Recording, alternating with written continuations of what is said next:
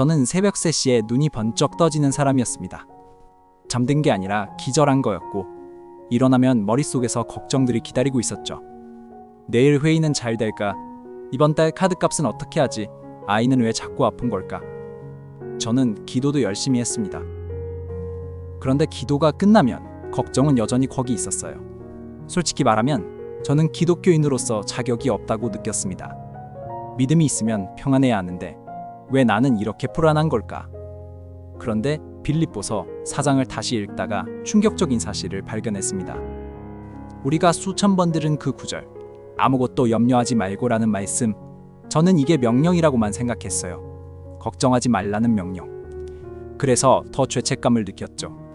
하지만 원어를 파고들었을 때 이 구절이 명령이 아니라 처방전이라는 걸 깨달았습니다.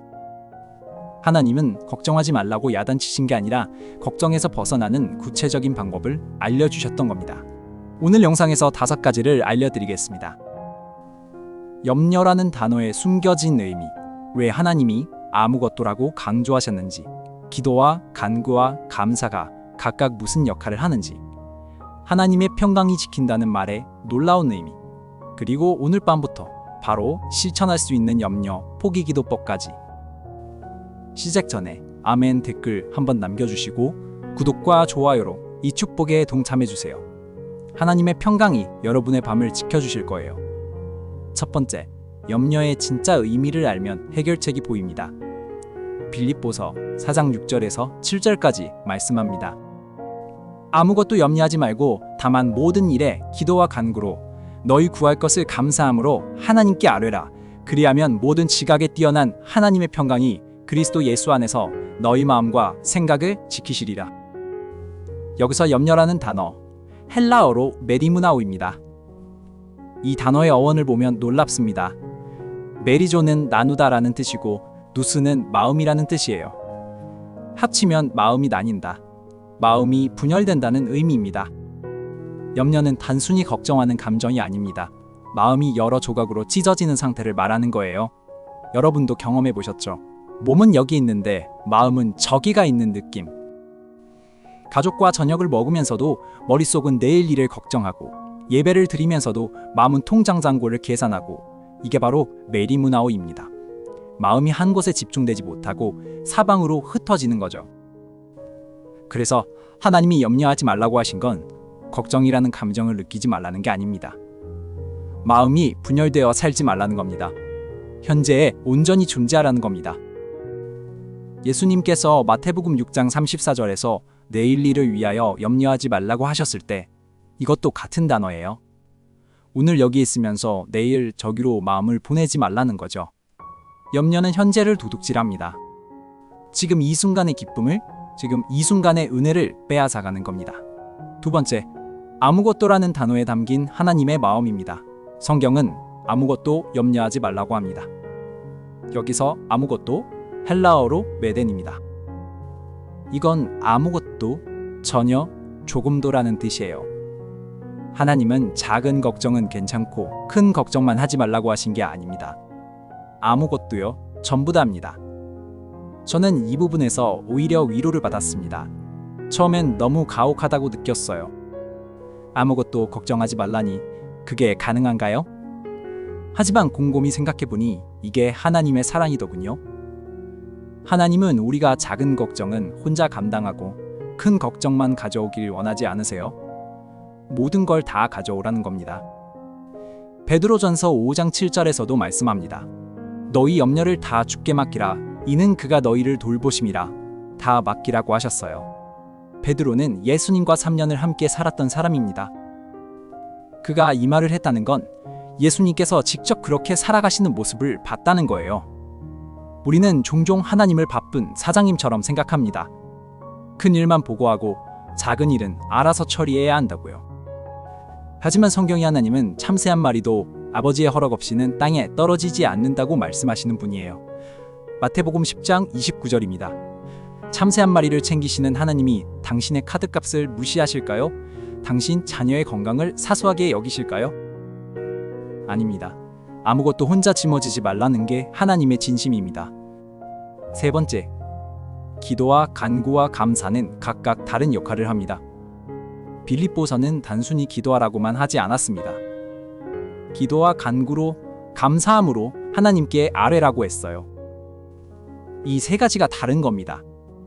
기도, 헬라어로 프로슈케는 일반적인 기도입니다. 하나님과 대화하는 거예요. 경배하고 찬양하고 그분 앞에 나아가는 것. 이건 관계의 시작입니다. 먼저 하나님이 누구신지를 인식하는 거죠. 내 문제가 크지만 하나님은 더 크시다는 것을 기억하는 시간입니다. 간구, 헬라어로 데이시스는 구체적인 요청입니다. 막연하게 도와주세요가 아니라 정확히 무엇이 필요한지를 말씀드리는 거예요. 이번 달 25일까지 300만 원이 필요합니다. 제 아이의 열이 내려가게 해주세요. 내일 발표에서 떨지 않게 해주세요. 하나님은 우리가 구체적으로 말할 때 기뻐하십니다. 야고보서 4장 2절에서 얻지 못함은 구하지 아니하기 때문이라고 했어요. 구체적으로 구하라는 겁니다. 감사. 이게 핵심입니다. 헬라어로 유카리스티아인데 여기서 성찬식을 뜻하는 유카리스트가 나왔어요. 감사는 아직 응답받기 전에 하는 겁니다. 이게 중요합니다. 대부분 기도할 때 감사는 나중에 합니다. 응답받으면 그때 감사하죠. 하지만 성경은 순서를 다르게 말합니다. 구할 것을 감사함으로 아뢰라. 구하는 동시에 감사하라는 거예요. 왜 그럴까요? 감사는 믿음의 표현이기 때문입니다. 아직 눈에 보이지 않지만 하나님이 들으셨다고, 하나님이 움직이셨다고 믿는 겁니다. 히브리서 11장 1절이 뭐죠? 믿음은 바라는 것들의 실상이요 보이지 않는 것들의 증거라. 감사가 바로 그 증거입니다. 응답 전의 감사는 하나님께 당신이 반드시 하실 줄 믿습니다 라고 선포하는 거예요. 네 번째, 하나님의 평강이 지킨다는 말의 놀라운 비밀입니다. 빌립보서 4장 7절 후반부를 보세요. 하나님의 평강이 그리스도 예수 안에서 너희 마음과 생각을 지키시리라. 여기서 지키다 라는 단어 헬라어로 프루레오입니다. 이건 군사 용어예요. 로마 군인이 성문을 지키는 것, 보초를 서는 것을 말합니다. 감시하고 경비하고 침입자를 막는 거죠. 이게 무슨 의미인지 아시겠어요? 하나님의 평강은 그냥 좋은 기분이 아닙니다. 하나님의 평강은 군인입니다. 당신의 마음, 문 앞에 서서 불안이 들어오지 못하게 막는 경비병이에요. 걱정이 침투하려고 할 때 평강이 검문하고 돌려보내는 겁니다. 그런데 조건이 있습니다. 그리스도 예수 안에 서라고 했어요. 이 평강은 누구나 자동으로 받는 게 아닙니다.